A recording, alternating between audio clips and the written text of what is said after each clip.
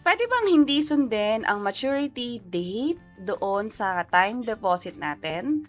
Ano yung mangyayari just in case na hindi natin 'to sundin? By the way, kung first time mo sa channel natin at gusto mo pa ng mga online tutorial videos katulad nito, please click the subscribe button. For as low as 5,000 pesos or puwedeng mas mababa pa, puwede kang makapag-time deposit or makapag-invest dito kung saan puwedeng lumago yung pera mo.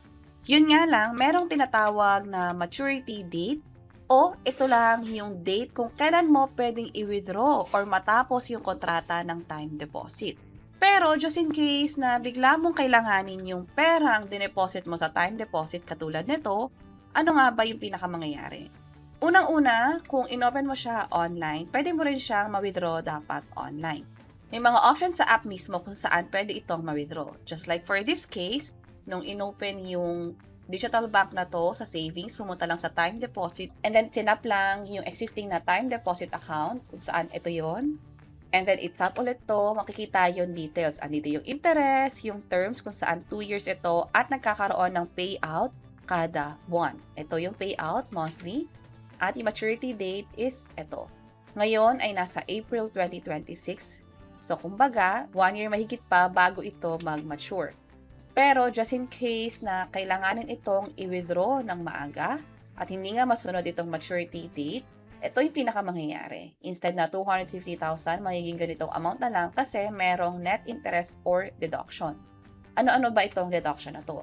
I-consider mo na yung gross interest kung saan ito yung kinita mo, pero ikakautas na dyan yung withholding tax, yung documentary stamp tax, maging yung penalty. Yung mga taxes, pwedeng pare-pareho ito kahit sa ibang bangko or sa ibang digital banks. Pero yung penalty, depende na rin sa kontrata o sa terms and conditions nung time deposit. At kung sakaling i-withdraw nga ito or ita-terminate nang mas maaga sa maturity date, ikakautas na nga yung nakita nating 3,100 at ito na lang yung makukuha mo o mapupunta doon sa bank account mo.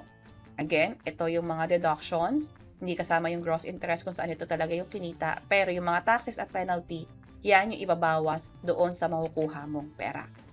At speaking of mga penalties and deductions, nakalagay nga yan dito sa confirmation certificate o yung time deposit certificate, kung saan nandito yung mga taxes na ikakautas maging yung pre-termination penalty.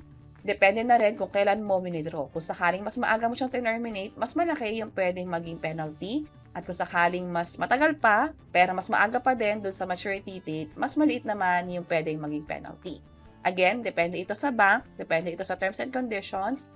On top ito sa mga taxes na ikakautas pa doon sa time deposit mo.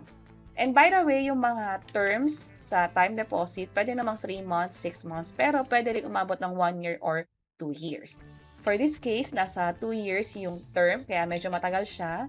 At naka-apekto na rin yon sa pinaka-deductions o penalty nung early withdrawal ng time deposit. So kung mapapansin nyo, for this case, yung options natin sa pag-terminate or pag-withdraw ng pera sa time deposit is online lang natin ginawa. Convenient siya kung walang magiging issue sa mismong app, pero magkakaroon pa rin siya ng mga deductions.